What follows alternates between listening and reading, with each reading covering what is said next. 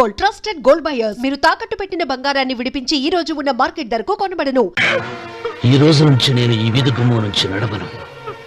ఆ నల్లరాయిని కన్నెత్తి చూడను. ఆ పెరటి గుమ్మమే నాకు వీధి గుమ్మం. ఇది అంగీకరిస్తుంది. నువ్వు నమ్ముతున్న దిష్టి బొమ్మ కోసం కాదా, ఏ కోసం? లక్ష్మి వచ్చింది. ఇంకా సీతారామాని. భిక్షపతి గారు తీసుకున్నది 40 ఎకరాలని, మిగతాదంతా కుట్ర అని, ఆ కుట్రలో నాకు భాగస్వామ్యం ఉందని రామన్న గారికి తెలిస్తే నన్ను చంపేస్తారండి. డబ్బు చూసేసరికి ఆశ పుట్టిందా? ఇదిగో ఈ సంగతి ఎవరికైనా చెప్పావో కోసేస్తా. ఒరే భిక్షపతి, నువ్వు నాశనం అయిపోతావురా, నాశనం అయిపోతావు.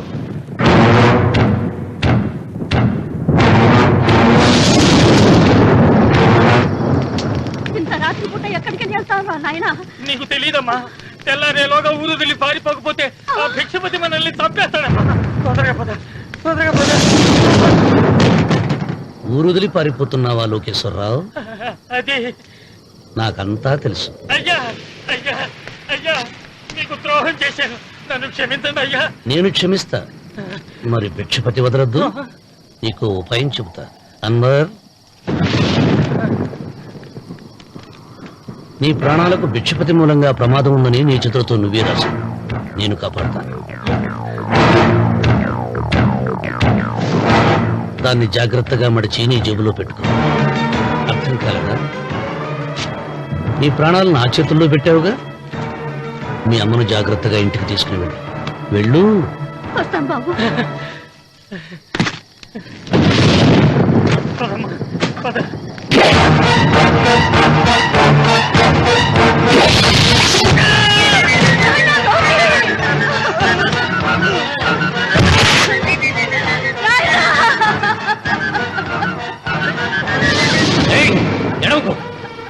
ఎడవకో. కన్నీళ్లు పెట్టేంత గొప్ప చరిత్ర కలిగిన వాడు కాదే నీ కొడుకు. అన్నం పెట్టిన మా నాన్న చావు కారణమైన వాడు. నీ కొడుకుని భిక్షపతి చంపాడని పోలీసులకు చెప్పాలి. అప్పుడే బ్రతికినంత కాలం నీకు నీ మనవరాలకి ప్రాణభిక్ష పెడతా. లేకపోతే అన్వర్, అయ్యా, వీడి శవాన్ని తీసుకెళ్లి భిక్షపతి ఇంటి ముందు పడే. రావుడు, నువ్వు శ్రీరామచంద్రుడు లాంటి వాడిరా. ఇలాంటి హత్యలు చే. మా నాన్న పెట్టిన పేరు రామన్న, కానీ ఈ రోజు నుంచి నా పేరు రావణ. ఆయన మూలంగా దానాలు పొంది, భూదానాలు పొంది, అన్నదానాలు పొంది, ఆయన కన్ను మూసిన రోజు కన్నీటి విట్కూరు చెప్పలేకపోయిన ప్రతి వాడి బ్రతుకు కన్నీటి పాలు చేస్తా. అవసరం సృష్టికి తల్లి, అనుభవం తెలివికి తండ్రి. ఇది నా తండ్రి చావు నాకు నేర్పిన గుణపాఠం. వెంకన్న, ఆయన దానం చేసిన వేలాది ఎకరాలు తిరిగి తెస్తాను. సూదిమును మోపినంత నేల కూడా వదలను. అప్పటి వరకు మా నాన్న మొరతాడే నా మెడతాడు. ఏమిటిది? నన్ను ఎందుకు అరెస్ట్ చేస్తున్నారు? లోకేశ్వరన్ చంపినందుకు అరెస్ట్ చేస్తున్నాం. నేను అతను తప్పుడు పెట్టి అతని స్వహస్తాలతో రాసిన ఉత్తరం. దీనికి అతను తల్లే సాక్ష్యం.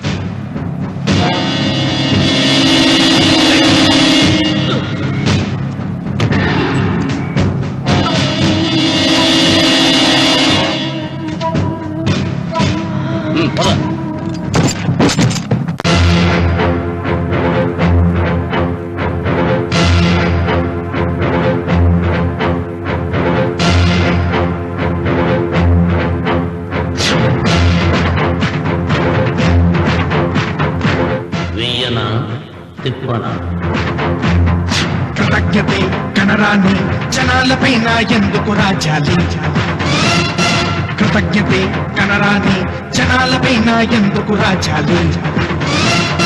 పూజలే అంటే పిరికితనంతో చదివే మంత్రాల, దేవతలంటే ఎవరు చేసిన పూజలు గుర్తులేని రాళ్ళ. పాపం పుణ్యం ఇక నుండి బాధల లక్షలుగా తొక్కేసై మంచి మమత మానవత్వమా చించవతలవారై అసాధ్యాలను సాధ్యం చేసే నువ్వే రాయలసీమకు రాజు రామన్న రామన్న రాయలసీమ రామన్న చౌదరి రామన్న రామన్న రాయలసీమ రామన్న చౌదరి.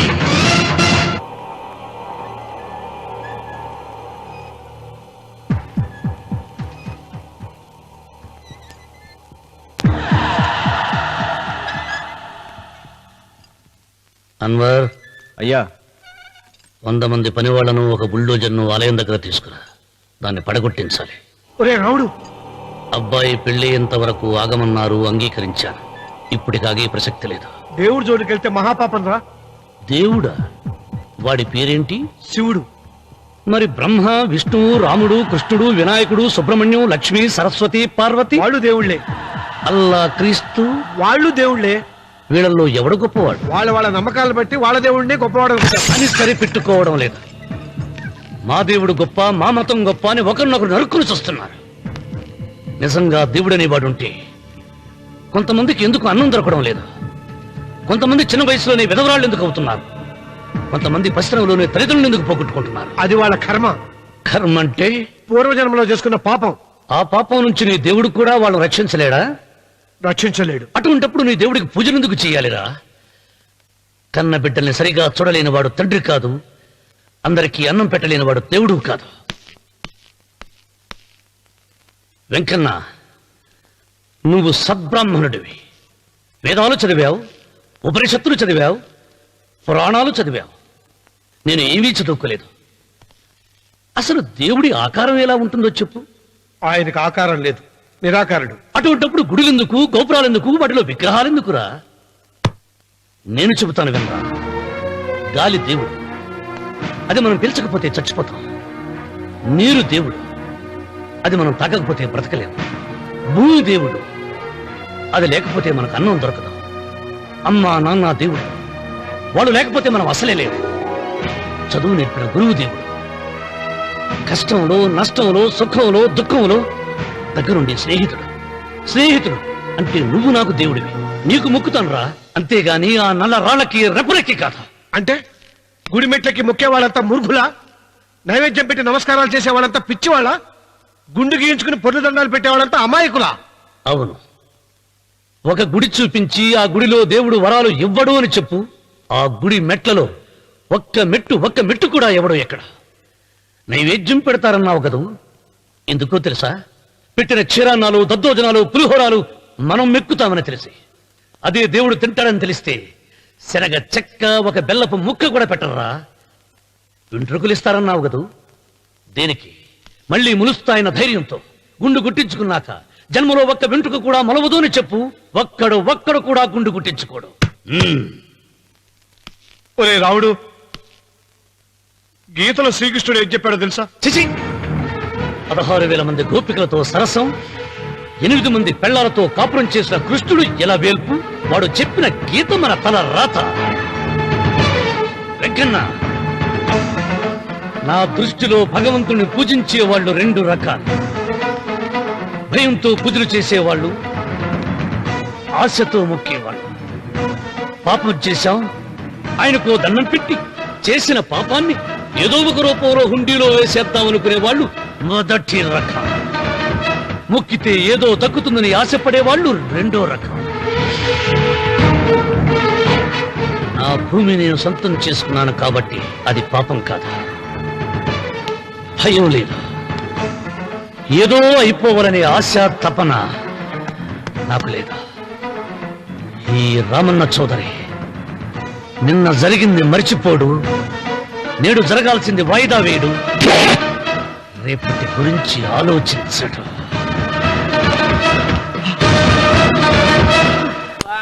వాస్తు పురుష దేవతాభ్యో నమః. ధ్యాయామి, ధ్యానం సమర్పయామి, ఆవాహయామి,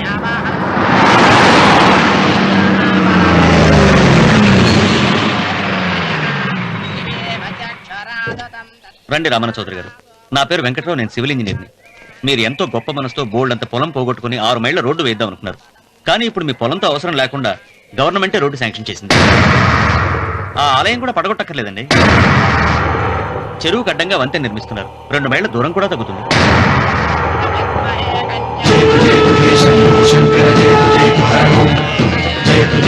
పాట వేయించడానికి నువ్వే వడివిరా, భగవంతుడే వేయిస్తాడు. అమ్మవారి ఆలయాన్ని నువ్వు తాకలేవు. పూలు వేయండి రామన్న గారు. అయ్యో సంస్మరణాత్మం సంసర్వ ఆయన ఎవరు? జటాధారి స్వాముల వారు. నీకు తల్లిదండ్రులు ఉన్నారా? లేరు, చనిపోయారు. ఫోటో ఉందా? ఉంది.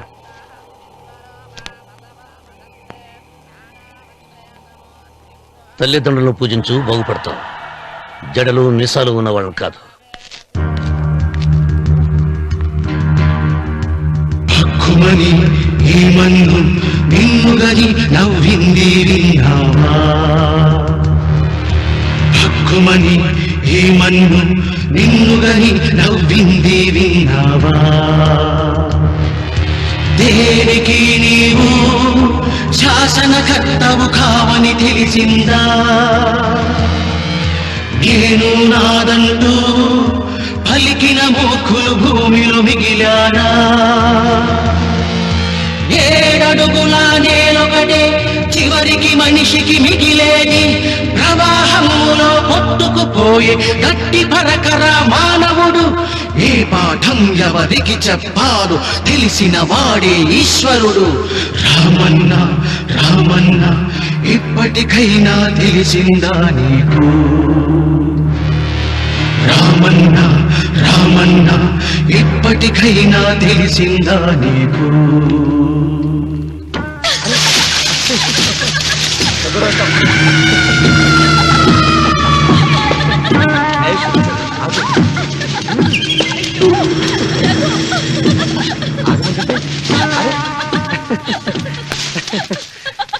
అయ్యో రఘు, నా మాట విను. ఏంటి సులోచన ఇది? ఎన్నాళ్ళలో ముట్టుకోకుండా బ్రహ్మచారిలో ఉండమంటావు? అది కాదు రఘు, నా మాట విను. ఏంటి కాదు? ఇంతకీ మన ప్రేమ విషయం మీ నాయనంతో చెప్పావు లేదా? లేదు. చెప్పవు. నీ వల్ల కాదు. నేనే మా నాన్నతో మన ప్రేమ సంగతి వద్దు చెప్పేస్తాను. రఘు, ఏమొద్దు, చెప్పేది విను. నేను చెప్పేస్తాను. రఘు, వెళ్ళొద్దు. నువ్వు రఘు, ఊరుకో. ఒక్క మాట. నేను చెప్పేస్తాను. రఘు, ఆగు రఘు. రఘు,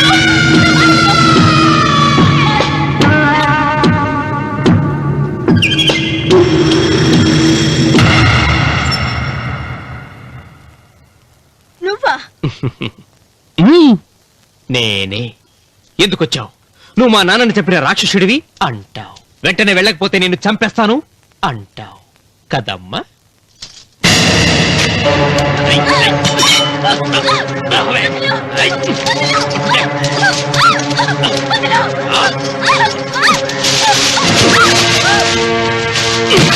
ముసలానా, లే, లే, చెప్పు. వీళ్ళ నాన్నని చంపింది ఎవరు? నేనా? నేను చంపానా? నిజం చెప్పు, చెప్పు. ఎవరు చంపారు? ఎవరు చంపారు? చెప్పు.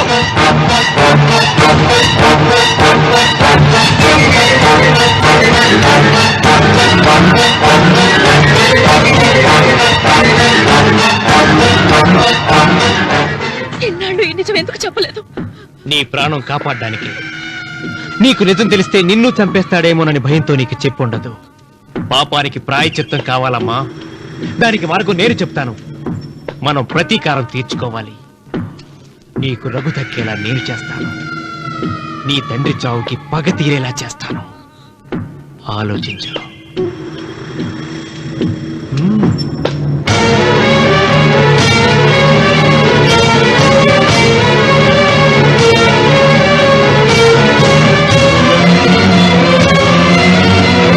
నేను నమ్మను. మా నాన్న దేవుడు.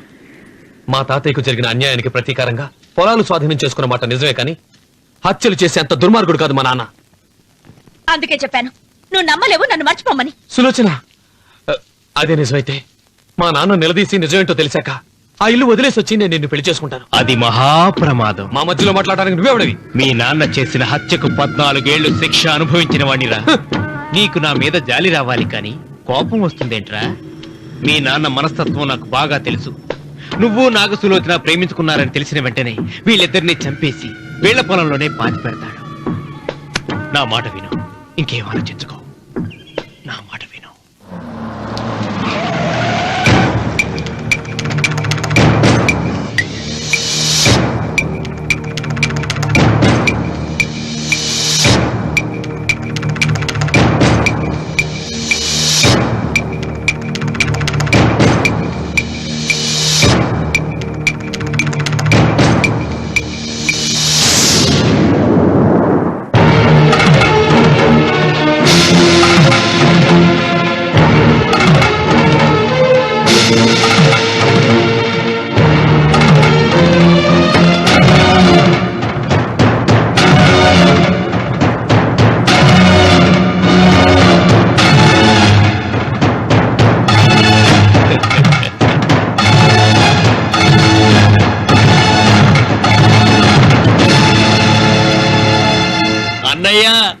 నమస్కారం. వీధి గుమ్మం వైపుకైతే నువ్వు రావని పెరటి గుమ్మం వైపుకు నేనే తీసుకుని వచ్చాను. మీ నాన్న ఇచ్చే ముష్టి డబ్బుతో బ్రతికే నాగసులోచనని ప్రేమించావు. మీ నాన్న ఈ పెళ్లికి ఒప్పుకోడు కదరా అన్నాను. లేచిపోతామన్నాడు. లేచిపోతే మీ నాన్న పరువు ఏమవుతుందని నేనే దగ్గరుండి ఈ పెళ్లి జరిపించానన్నయ్యా. వాళ్ళ నాన్నను చంపిన పాపానికి ఈ మాత్రం పుణ్యం చేయాలి కదా.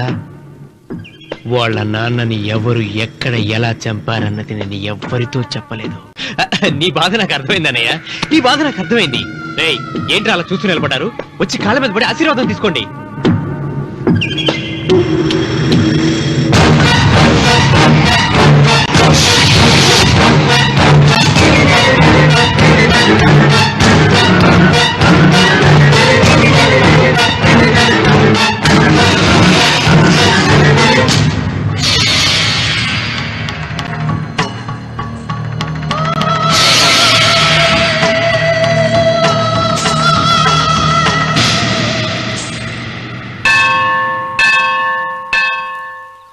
అమ్మా 100 ఎకరాల ఆసావినని చెప్పినందుకు 30-70 అనే పిల్లని పరిచయం చేసి పెద్ద శిక్ష చేసావు తల్లి. తప్పైపోయిందమ్మా, క్షమించే తల్లి. ఈసారి అలా చేయను. మంచి పిల్లనిచ్చి పెళ్లి చేయమ్మా, అలాగేనా?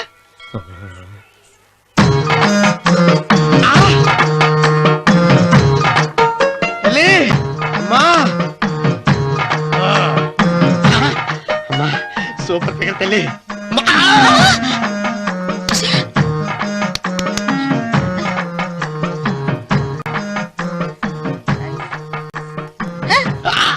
నాకింకా పెళ్లి కాలేదు తల్లి. 100 ఎకరాల మాగానే ఉంది, 50 ఎకరాల కొబ్బరి తోట ఉంది, కానీ పెళ్ళం లేదు. పెళ్లిళ్ళ సీజన్ అయిపోతుంది. మంచి పిల్లని చూపెట్టి పుణ్యం కట్టుకో తల్లి. నాకు కూడా పెళ్లి కాలేదు తల్లి. నేను నీకు పురాతన భక్తురాలిని కదా. 7 అంతస్తుల మేడనిచ్చావు, 7 వరాలు నగలిచ్చావు, కానీ మొగుడు లేడు. మొగుడు లేడా? తొలి ప్రేమ మీద నీకు నమ్మకం ఉందా? పట్టు చీరా. మలి ప్రేమ మీద నీకు నమ్మకం ఉందా? సిలుకులాల్చి ఉంది 7 అంతస్తుల మేడ. నేను నీకు నచ్చేనా 100 ఎకరాల ఆసామి? నువ్వు తప్ప ఎవ్వరూ నచ్చరు. వచ్చే మంగళవారం నా ఇంటికి ఒకసారి రండి, నన్ను చూసుకోడానికి.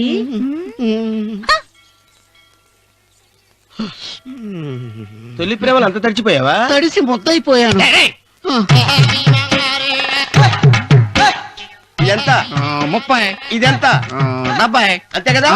ఇప్పుడు నువ్వు తొలి ప్రేమలో పడ్డావే, దాని దగ్గరికి వెళ్ళి ఇది 30 ఇది 70 అని చెప్తే దాన్ని చేసుకో. అలాగే. ఏ తొలి ప్రేమ నాకు చేసుకోరా. 30 70. ఏ తొలి ప్రేమ టింగ్. ఇదెంత చెప్పు? ఇదేంటి ఇది? టింగ్ టింగ్ టింగ్ మో. ఇదెంత? ఇదంతా ఎందుకండి? ఎందుకంటే ఇదెంతో నువ్వు చెప్తేనే మన పెళ్లి. అందుకు చెప్పు. అది అది ముప్పి, అది డెప్పి. ఒరే గుంటనక, వస్తున్నాను ఉంటారా? అచి సాచినోడా, నాకు వచ్చిన సంబంధాన్ని చెడగొడతావా? నన్నే కొడతావా? అమ్మా, నన్నే కొడతావా? అమ్మా, చూడు, నువ్వు చేసింది తప్పు, నేను చేసింది తప్పు. మా చిన్నమ్మ గారిని అడుగుతాను. ఈ విషయం మా చిన్న గారిని చెప్తానే. అచిబా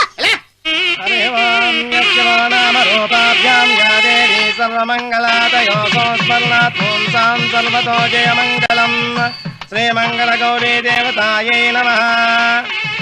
అమ్మా, తమ రెండో కోడను కూడా తీసుకొచ్చి కూర్చోబెట్టండి.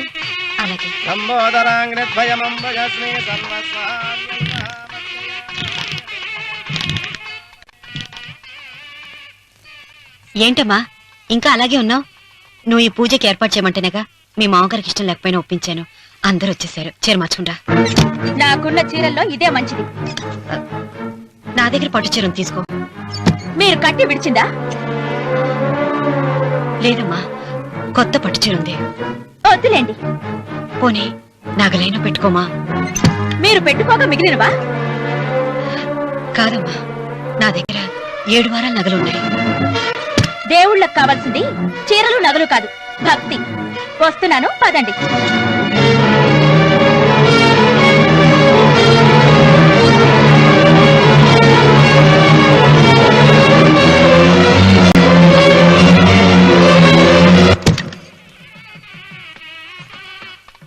అమ్మా, రెండో కోడను త్వరగా తీసుకురండి. ఈ హోరలోనే వ్రతం పూర్తి చేస్తే చాలా మంచిది. రఘు, ఇట్రా. ఏంటమ్మా? వెళ్ళి సులోచన త్వరగా తీసురా. అలాగే.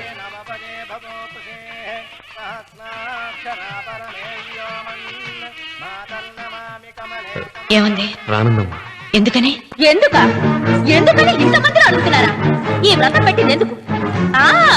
నా పెద్ద కోడలు కోటీశ్వరరాలు, అందుకే 25,000 రూపాయల పట్టు చీర కట్టుకుని 10 లక్షల రూపాయల బంగారం ఒంటి మీద వేసుకుందని గొప్పగా చూపించి, నా రెండో కోడలు ఏమీ లేదన్న నమ్మకాన్ని కదా మాట్లాడక. అమ్మా, నీ కొత్త పట్టు చీర నగలు తనకివ్వమ్మా. ఇస్తానన్నారా? తానే వద్దండి. అయ్యో అయ్యో అయ్యో, ఎంత అబద్ధం! ఇస్తానన్నారా? మీరు ఇస్తానన్నారా? చూసారా చూసారా ఎంత అబద్ధం ఆడుతున్నారు? మీ మొహానికి ఈ నేత చీర వస్తాడు చాలే అనలేదు. నాగసులోచన, మీరు అలా అన్నారని ఈ ఇంటి మూలంగా చచ్చిపోయిన మా నాన్న మీద ఒట్టేసి చెప్తున్నారు. మీరు మీ ఆయన మీద ఒట్టేసి చెప్పండి. నేను మా ఆయన మీద ఒట్టేసి చెప్తున్నాను. ముత్తైదువులను పిలిపించింది పసుపు కుంకుమలు గాజులు ఇచ్చి పంపటానికి గాని, ఈ ఇంటి 4 గోడల మధ్య జరిగిన దానికి సాక్ష్యాలు రుజువులు ఇప్పించి పంపటానికి కాదు. నాగసులోచన, ఈ ఇంటికి 2 సింహద్వారాలున్నాయి. దేవుడిని ప్రేమించే వాళ్లకు ఒక గుమ్మం, దేవుడిని ద్వేషించే వాళ్లకు 2వ గుమ్మం. నీ ఇష్టం వచ్చిన గుమ్మం వైపు నువ్వు వెళ్ళవచ్చు.